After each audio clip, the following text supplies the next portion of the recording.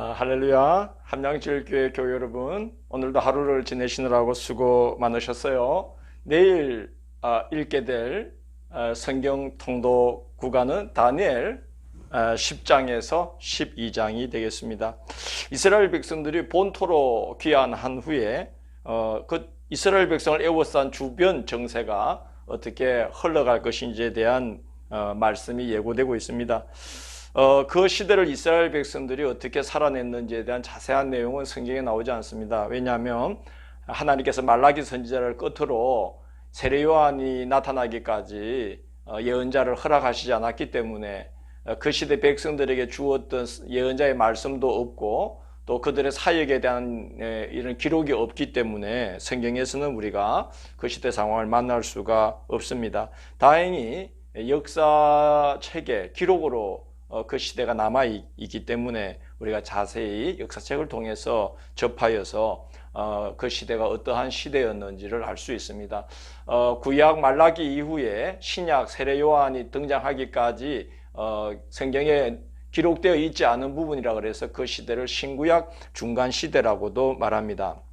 다만 하나님께서 다니엘에게는 묵시로서 그때가 어떤 시대가 될 것인지를 대략적으로 알려주십니다. 그게 10장에서 12장까지의 내용이 되겠습니다. 10장은 10장 1절 중간에 보면 곧 큰 전쟁에 관한 것이라 하는 말씀이 나오죠.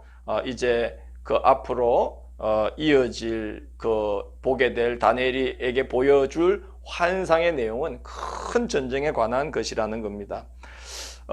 다니엘은 기도의 사람이었습니다. 9장 3절을 보면 나 다니엘이 금식하며 벼옷을 입고 죄를 덮어쓰고 주 하나님께 기도하며 간구하기를 결심하고 그렇게 9장 3절에 나와 있었어요.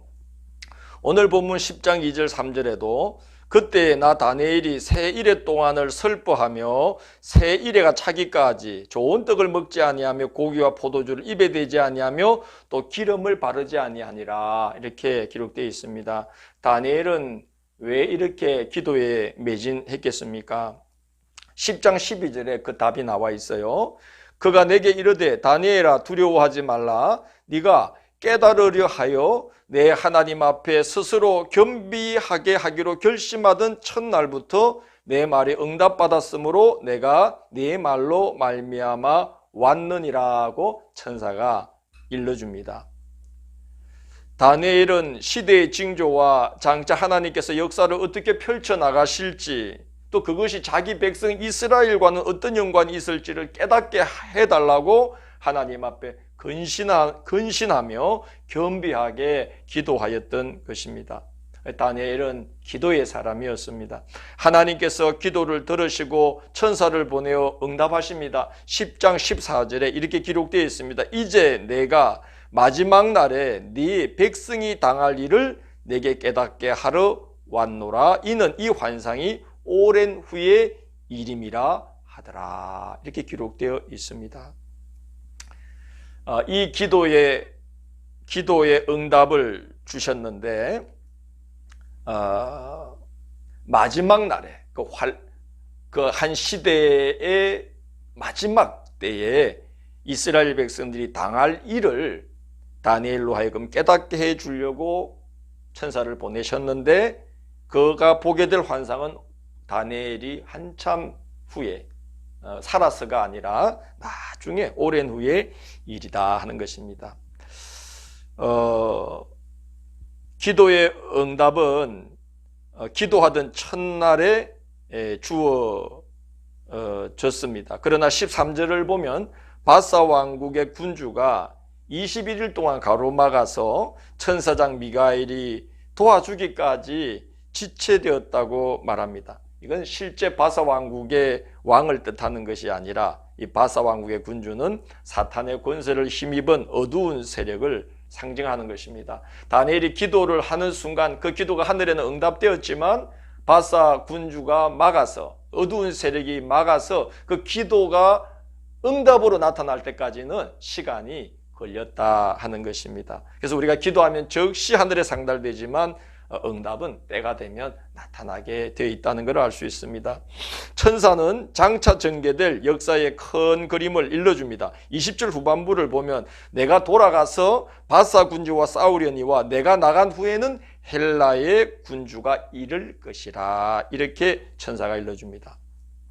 바사 제국에 이어 헬라 제국의 침략이 있을 것을 예고하고 있는 겁니다. 그러나 하나님께서 천군 천사를 동원하셔서 자기 백성 삼으신 이스라엘을 도우신다고 약속합니다. 10장 21절 후반부에 보면 이런 말씀이 있어요. 나를 도와서 그들을 대항할 자는 너희의 군주 미가엘 뿐이니라 기록되어 있습니다. 천사장 미가엘을 앞장 세워서 하나님께서 천군 천사로 그 백성들을 제국들의 침략 가운데에서도 어쨌든 지켜주신다, 보호하신다 하는 말씀입니다.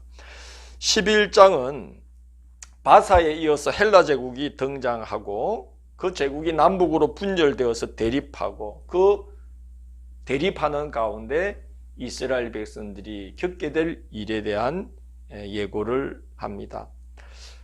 바사에 이어서 헬라 제국이 등장합니다. 11장 2절을 보면 이렇게 기록되어 있죠. 보라, 바사에서 또 새 왕들이 일어날 것이요 그 후에의 넷째는 그들보다 심히 부유할 것이며 그랬어요. 고레스 왕 이후에 새 왕들이 바사 제국에서 일어난다는 거죠. 성경에 아닥사스다로 나오는 그 캄비세스 왕이 등장하고, 그 다음에 스메르디스 왕이 등장하고, 그 다음에 다리오히스 타스피스라는 왕이 등장합니다. 세 왕이 바사에서 일어납니다. 그리고 넷째는 그 셋째보다 심히 부유할 거라 했는데 성경에 아수에로 왕으로 나오는 크세르크세스 왕을 뜻합니다. 아수에르는 히브리식 발음이고 크세르크세스는 고대 그리스어식 발음인 거죠.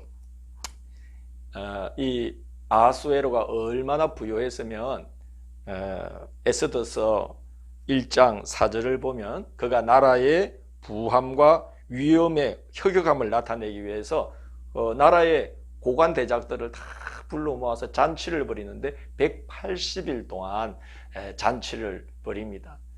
이 크세르크스에서 이 아수에로 왕이 그 헬라 제국을 침략하기 위해서 일으킨 전쟁, 그 살라미스 해전으로 유명한데 그걸 다룬 영화가 삼베이라는 영화입니다. 거기 보면 1200척의 그 해군 군단을 거느리고 이제 헬라 제국으로 침략을 하죠. 역사가 헤로도투스는 그가 500만의 군대를 일으켰다라고 기록을 하고 있습니다. 그 11장 2절 끝에 보면 그가 그 부유한 권세를 이제 동원해서 사람들을 충동하여 헬라 제국을 칠 것이다, 이렇게 기록이 되어 있습니다. 3절 4절은 헬라 제국의 절정기를 구가한 왕 알렉산더 대왕의 출현을 이야기하면서 그가 죽은 후에 그 나라가 그의 신하였던 장수들에 의해 나라가 네 쪽으로 쪼개져서 분할 통치되는 역사를 예고합니다. 이제 11장 5절부터 이제 남방왕과 북방왕의 대립에 대한 이제 기록이 쭉 나옵니다. 네 개로 분할되어 있던 이 헬라 제국은 수리아를 중심으로 해서 그 북쪽에 이스라엘의 북쪽에 셀루쿠스 왕조를 일으킵니다. 그게 셀루쿠스 왕국, 여기 성경에서 표현하는 북방 왕국이 되는 거죠. 그리고 그 애굽을 중심으로 해서 톨레미 라구스라는 자가 남방 톨레미 왕국을 세우게 됩니다. 그게 오늘 성경에 나오는 남방 왕국입니다. 알렉산더 이후에 네 쪽으로 분할됐던 이제 헬라 제국이 둘로 통합이 되어서 북방에는 셀루쿠스 왕국, 남방은 톨레미 왕국, 이렇게 이제 세워지게 되는 거죠. 이들은 이제 6절을 보면 서로 화친하기 위해서 공주를 보내어서 정략 결혼을 하면서 단합을 도모하기도 하지만 거의 대부분 11장 5절 이후의 기록을 보면 남북이 서로 오가면서 전쟁을 일삼습니다. 그런데 이 남북이 오가는 그 길목의 위치한 나라가 바로 이스라엘이라는 거예요. 북방 왕국과 남방 왕국이 서로 군사를 동원하든 뭐 또 무역을 하든 육로로 거칠 수 있는 길은 가나안 땅밖에 없습니다. 거기가 통로입니다. 서쪽은 성경에 대라고 나오는 지중해죠. 오른쪽은 아라비아입니다. 거의 대부분 사막입니다. 그래서 이제 이 가나안 땅을, 이스라엘이 있는 가나안 땅을 오가면서 전쟁을 치르게 되어 있습니다. 하나님께서 참 이스라엘을 애국 같은 그런 나일강이 있는, 큰 강이 있는 기름진 땅에다 나라를 세우게 하시거나, 저 바벨론이나 바사같이 그렇게 큰 고원이 있고 평원이 있는 곳에 나라를 세우게 하시면 얼마나 좋았겠습니까? 근데 희한하게 그 길목에다가 이스라엘을 하나님이 거기다가 두셨어요. 그 이유는 정말 하나님 원래 계획은, 성경을 보면 하나님께서 그 이스라엘이 하나님 말씀에 순종하면 하나님께 복을 받을 때 얼마나 멋진 복을 받는지를 이제 보여주어서 주변 나라들이 그 길목을 오가면서 하나님 나라가 된 그 이스라엘을 보면서 우리도 저렇게 살아야 되겠구나 하고 하나님을 믿어서 세계가 구원받는 그런 이제 도구로 쓰임받게 하시려고 하나님께서 그 길목에다가 가나안 땅에 이스라엘을, 그 나라를 세우게 해 주신 겁니다.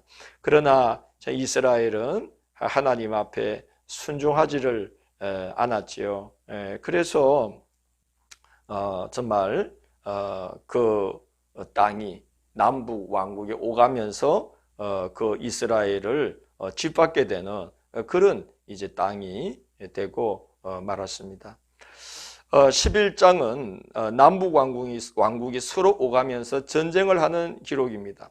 10절을 보시면 북방 왕의 아들들이 남방 왕국을 치는데 심히 많은 군대를 모아서 물이 넘침같이 나올 것이며 라고 기록하고 있습니다. 그리고 남방 왕에게 대패한 후에 전열을 가다듬고 다시 진격을 하는데 11장 13절을 보면 이렇게 기록되어 있죠. 북방 왕은 돌아가서 다시 군대를 전보다 더 많이 준비하였다가 몇 대 곧 몇 해 후에 대군과 많은 물건을 거느리고 오리라 그랬습니다. 여러분, 그 많은 군대를 동원해서 북방왕이 남방왕으로 전쟁을 하러 가는데 가나안 땅을 지나갈 때 곱게 지나갈 리가 있겠습니까? 그래서 이 이스라엘은 남방왕, 북방왕이 전쟁을 하는 그 길목에서 오며 가며 계속해서 환란을 겪는 그런 역사 속에 놓이게 되는 겁니다. 여러분, 역사가 왜 이렇게 전개될까요? 본토로, 이스라엘 백성들이 본토로 귀환한 후에 그들이 어떻게 변질되어 갔는지가 말라기에 잘 기록되어 있지 않습니까? 하나님께서 너희가 왜 나를 공경하지 않느냐, 너희가 왜 나에게 더러운 떡을 바치느냐, 그런 거는 너희의 총독에게 줘도 그걸 받겠느냐, 하나님께서 이렇게 막 말씀하실 때 이스라엘 백성들은 꼬박꼬박 말대꾸를 하죠. 우리가 언제 주님을 공경하지 않은 적이 있습니까? 우리가 언제 주님의 제단을 우리가 모욕한 적이 있습니까? 그렇게 꼬박꼬박 말대꾸를 합니다. 그 말라기 1장 13절을 보면 말이죠. 이스라엘 백성들이 하나님 앞에 제사 드리는 것이 귀찮다고 이 일이 얼마나 번거로운고 하며 코웃음을 치고 그렇게 이제 기록이 되어 있습니다. 말라기 3장 2절을 보면 하나님께서 이 백성을 정결케 하기 위해서 금을 연단하는 불과 표백하는 잿물과 같은 심판의 날을 준비할 거다라고 경고를 하십니다. 자, 이제 그 금을 연단하는 불처럼 표백하는, 모든 때를 벗기는 표백하는 잿물처럼 사용하는 인물이 등장을 하게 되죠. 그게 이제 11장 20절부터 45절까지 이어지는 내용입니다. 안티오쿠스 에피파네스 4세의 악행에 대한 기록이죠. 우리가 앞서 7장 읽을 때 7장 8절에 넷째 짐승에서 난 10뿔 중에 작게 돋아났지만 앞선 3뿔을 다 뽑아버리고 그 크게 자라는 뿔이 있는데 그게 사람의 눈 같은 눈들이 있고 입이 있어서 큰 말을 하는 그 작은 뿔로 비유된 자가 안티오쿠스 에피파네스 4세죠. 8장에서도 순념 속에서 난 뿔 넷 중에 그 한 뿔에서 난 작은 뿔로 비유되어 있는데 그때 그 천사가 그의 악행이 어떠할 것을 8장에 쭉 기록해 놨는데 그건 11장의 기록에 비하면 예고편에 불과하다, 맛배기에 불과하다 할 수 있습니다. 11장 20절부터 45절까지가 그가 이스라엘과 성전에 끼칠 해악에 대한 예고입니다. 3번에 걸쳐서 남방왕과 큰 전쟁을 치릅니다. 11장 29절을 보면 이제 두 번째 전쟁에 대한 그 기록이 나와 있는데 그 전쟁을 소개하면서 29절 끝에 보면 이번이 그 전번만 못하리니 그랬어요. 첫 번째 침략 때보다 두 번째는 소득이 없었다는 말이에요. 그건 왜 그런 거 아니? 30절 보면 이는 기띔의 배들이 이르러 그를 칠 것임이라. 그래서 그가 낙심하고 돌아가면서 이제 이스라엘을 괴롭히게 되는 이야기가 쭉 나옵니다. 기띔이라는 것은 그 당시에 로마를 가리키는 겁니다. 애굽과 동맹을 맺었죠. 그래서 애굽의 톨레미 왕이 기띔 로마 왕에게 원병을 요청해서 이 로마가 해군 전단을 이렇게 보낸 거죠. 그래서 이 안티오코스 에피파네스 4세가 어쩔 수 없이 이제 돌아가게 되는데 그냥 가지 않고 그 분풀이를 이스라엘 땅을 지나가면서 다 하고 거기 머물면서 이제 온갖 악행을 해요. 그 왕들이 전쟁에 나갔다가 빈손으로 들어가면은 폭동이 일어날 수가 있습니다. 왜냐하면은 그 당시에 왕들은 정규적으로 전쟁을 했어요. 그게 하나의 산업이었던 거죠. 그래서 한몫 잡아서 이제 정치 자금으로 이렇게 쓰는 겁니다. 그래서 이제 이스라엘을 그냥 지나가지 않고 이스라엘을 초토화시킵니다. 그리고 그뿐만이 아니라 그 오늘 말씀에 쭉 읽어보면은 성전을 파괴하고 하나님의 제단을 더럽히고 거기 올리지 말아야 될 더러운 것을 올리고 그리고 우상의 신상을 거기에다 세우고 백성들에게 그 더러운 것을 먹게 하며 이런 악행들이 가득 적혀 있습니다. 그런데 더 놀라운 일은 이 안티오코스 에피파네스 4세는 아까도 예고되어 있듯이 7장, 8장에 예고되어 있듯이 말하는 큰 입을 가진 자라. 그러니까 백성들을 현혹시키는 간사한 입술을 가진 자인 것입니다. 그래서 백성들이 신앙을 버리고 그 에피파네스를 신처럼 여기고 그가 또 선전하는 우상 신들을 따르며 그렇게 백성들이 믿음을 저버린 자들이 무수히 많이 생기는 겁니다. 33절 후반부를 보시면 이렇게 기록되어 있어요. 백성 중에 지혜로운 자들이 많은 사람을 가르칠 것이나 그들이 칼날과 불꽃과 사로잡힘과 약탈을 당하여 여러 날 동안 몰락하리라. 이렇게 기록되어 있습니다. 그 지혜로운 자들이 나타나서 백성들을 믿음을 다시 회복시키려고 막 애를 쓰지만 그러나 백성들이 여러 날 동안 그 지혜자의 말도 듣지 아니하고 믿음을 버린 채 몰락당하는 상태에 있게 된다는 것이죠. 34절 후반부를 보면요 이렇게 되어 있어요. 많은 사람들이 속임수로 인하여 그들과 결합하게 될 것이다.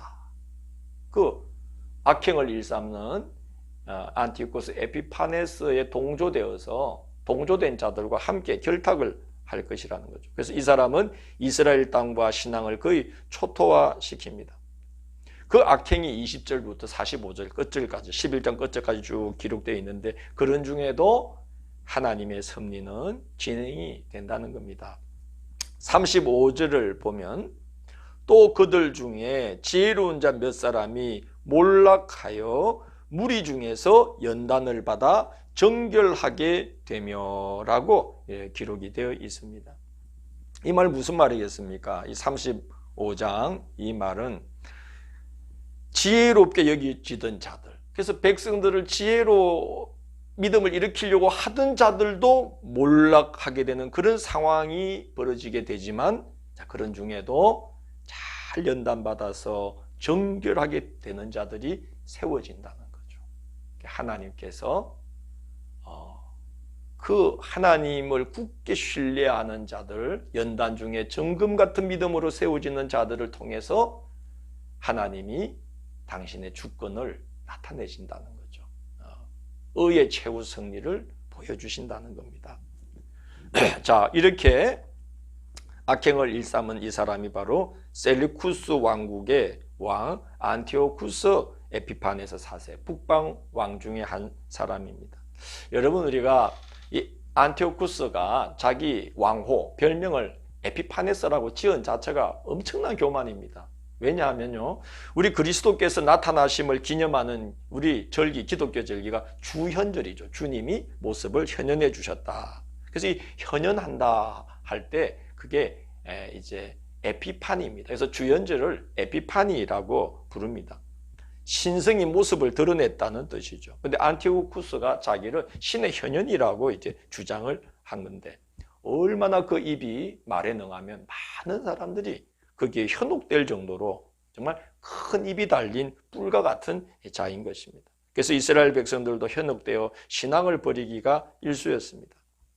그러나 다니엘서가 증거하는 것은 하나님의 주권이죠.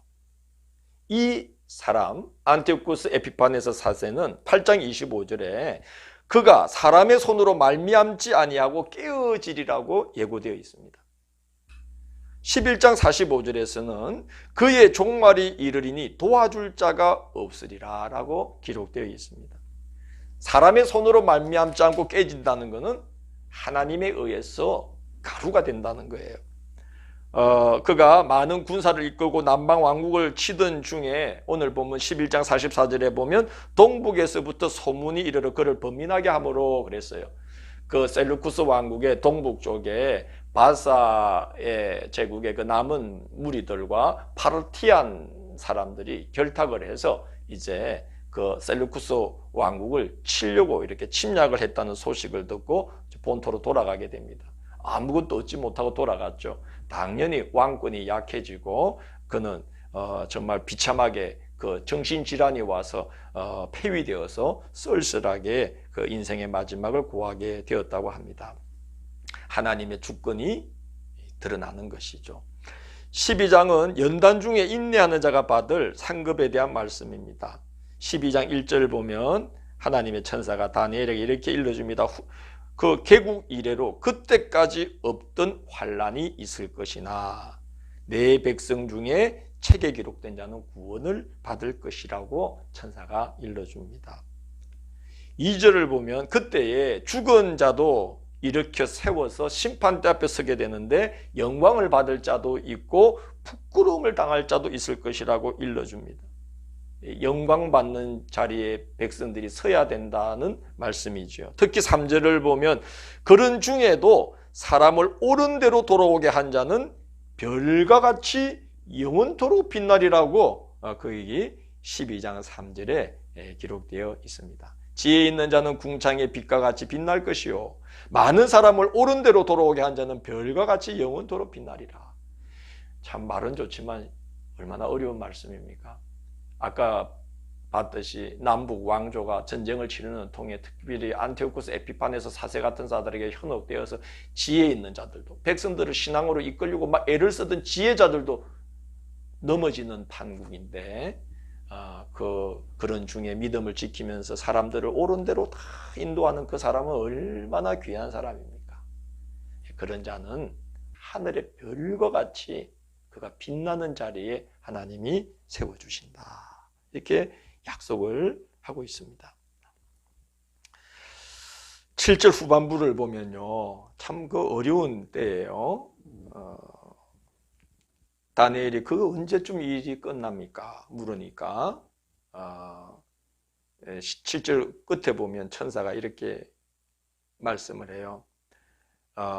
맹세하여 이르되 반드시 한때 두때 반때를 지나서 성도의 권세가 다 깨지기까지이니 그렇게 되면 이 모든 일이 다 끝나리라 하더라. 얼마나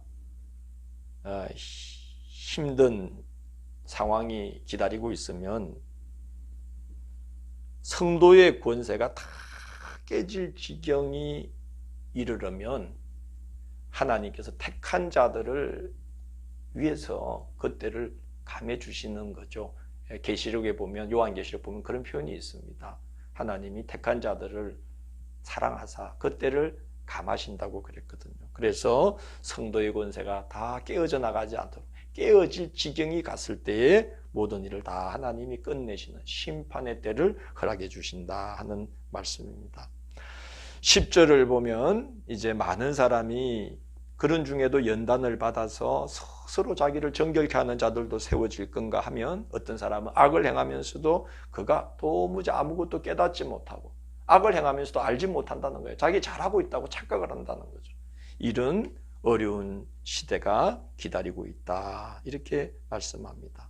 그러나 12절 보면 이런 약속이 있습니다. 기다려서 1335일까지 이르는 그 사람은 복이 있으리라. 기다려라는 이 말은 인내하며라는 뜻이죠. 하나님의 주권이 드러나기를, 하나님이 심판하시기를 소망하고 믿고 기다리는 자에게는 반드시 하나님의 복된 날이 임하는 걸 보게 될 거다. 천사는 다니엘을 격려하고 칭찬합니다. 네가 평안히 쉬다가 끝날에는 내 몫을 누릴 것이니라. 이게 다니엘서의 마지막 말씀입니다. 자, 만만치 않은 날들이 준비되어 있다는 거죠. 그러나 주님을 신뢰하고 그의 다스리심 안에 거하는 자는 하나님께서 돌보시고 환난 중에 연단하셔서 정결케 하시고 마지막 날 하나님 앞에 상급을 받으며 빛난 자리에 정말 별처럼 빛나는 모습으로 그 영생을 받게 되는 그런 복이 준비되어 있다, 이렇게 말씀합니다. 세상의 권세자들이 세계를 호령하고 다스리는 것 같아도 세우는 분도 하나님이시요 그들을 폐하시는 분도 하나님이시라는 겁니다. 많은 왕국이 일어서고 무너지고 많은 왕들이 일어서고 무너지게 될 것이지만 영원히 존재하시고 그 모든 것을 이끄시며 섭리하시며 다스리는 분은 여호와 하나님이시다 하는 것을 다니엘서가 우리에게 증거하고 있습니다. 알파와 오메가, 처음과 끝이 되시고 항상 동일하게 존재하시며 역사하시는 분은 하나님 한 분밖에 없습니다. 그래서 우리가 이 다니엘서를 통해서 어떤 환난 중에도 이 하나님의 주권을 신뢰하고 살아가야 되고, 그럴 때 하나님은 반드시 그에게 좋은 것을 보게 하시는, 하나님의 주권이 드러나는 것을 보게 하시는 그런 귀한 날들을 준비하고 계신다 하는 것이 다니엘서의 메시지가 되겠습니다. 오늘 하루도 수고 많으셨어요. 내일도 하나님의 주권을 소망하고 하나님의 주권을 믿고 신뢰하고 그의 다스리심 안에 우리를 내어드리며, 그래서 우리의 삶의 평생이 하루하루가 하나님의 다스리심이 나타나고 또 그런 날들이 예비되는 그런 하루하루가 되기를 주의 이름으로 권면합니다. 오늘 수고 많으셨어요. 감사합니다.